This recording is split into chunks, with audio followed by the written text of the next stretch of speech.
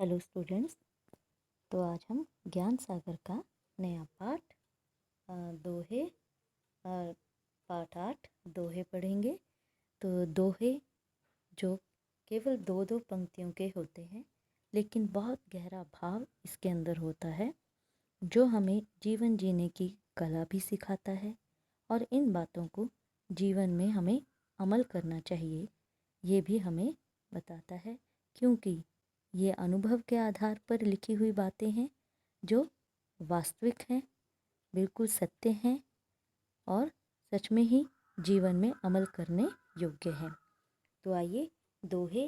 तो सर्वप्रथम देखिए, कबीर के दोहे हम पहले भी पढ़ चुके हैं, ठीक है। तो कबीर और रहीम के दोहे, ठीक है। तो ये तो हम मुख्यतः पहले भी पढ़े हुए हैं। तो आज हम जो दोहे पढ़ेंगे कबीर के, ये थोड़े से हटके हैं, जो हमने पहले पढ़े हैं उनसे हटके ये दोहे हैं। तो पहले सर्वप्रथम कबीर के दोहे हैं, फिर रहीम के हैं। तो आइए पहले हम दोहे जो है वो इसकी गायन की विधि हम जान लें, क्योंकि दोहे हमेशा गा कर ही गाए जाते हैं या बोले जाते हैं, ठीक है।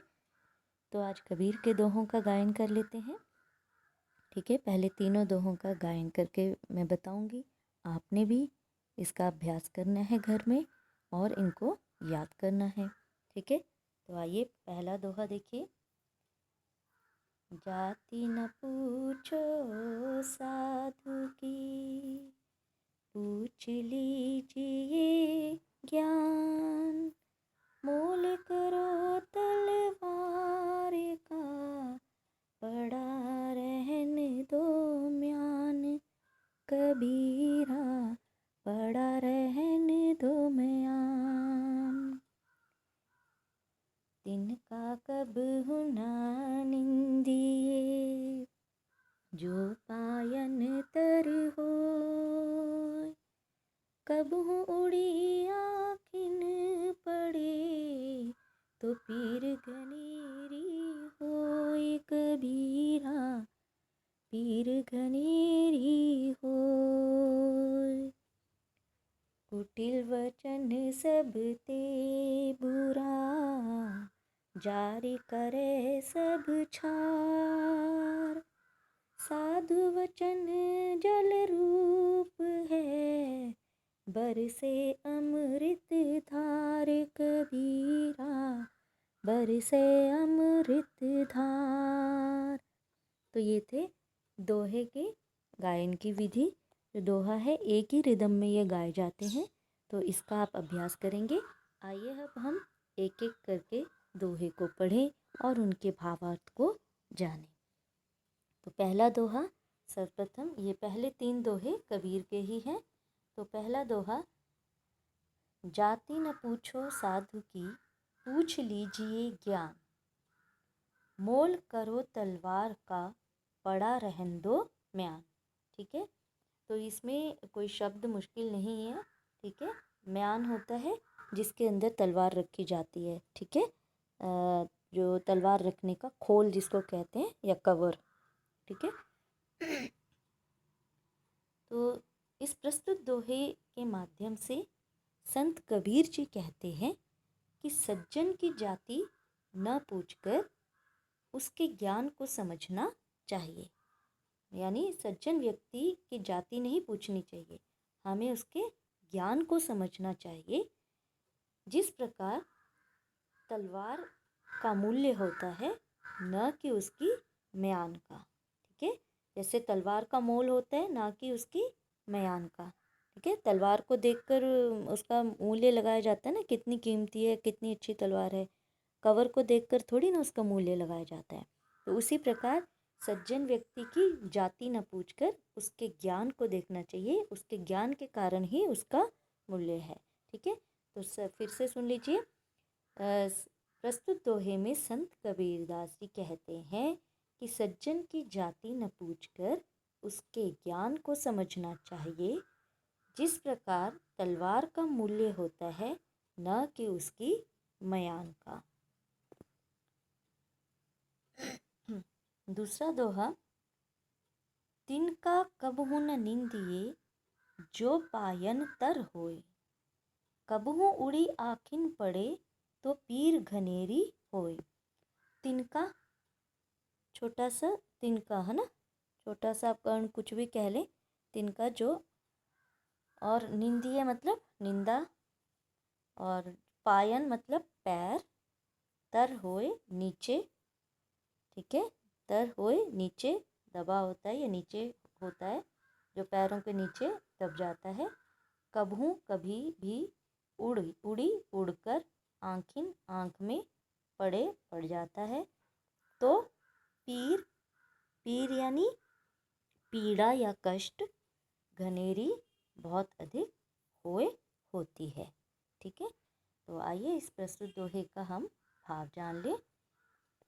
इस प्रस्तुत दोहे के माध्यम से कबीर दास जी कहते हैं कि एक छोटे से तिनके की भी कभी निंदा ना करो जो तुम्हारे पाँव के नीचे दब जाता है।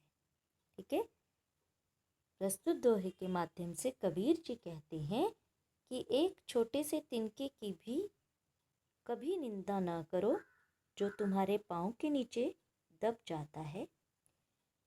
यदि कभी वह तिनका उड़कर आँख में आ गिरे तो कितनी गहरी पीड़ा होती है। ठीक है, तो किसी भी चीज़ को ये ना सोचे कि छोटी सी चीज़ है पैर के नीचे, मैं तो यूं ही दबा दूंगा, मसल दूंगा।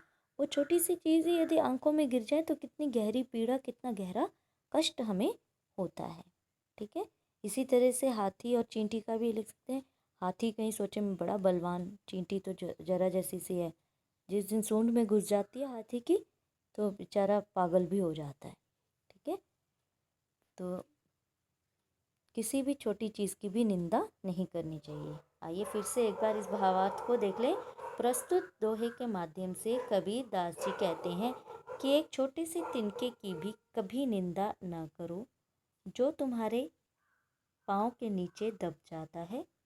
यदि कभी वह तिनका उड़कर आँख में आ गिरे तो कितनी पीड़ा होती है, बहुत गहरी पीड़ा होती है। कुटिल वचन सब ते बुरा, जारी करे सब छार, साधु वचन जल रूप है, बरसे अमृत धार।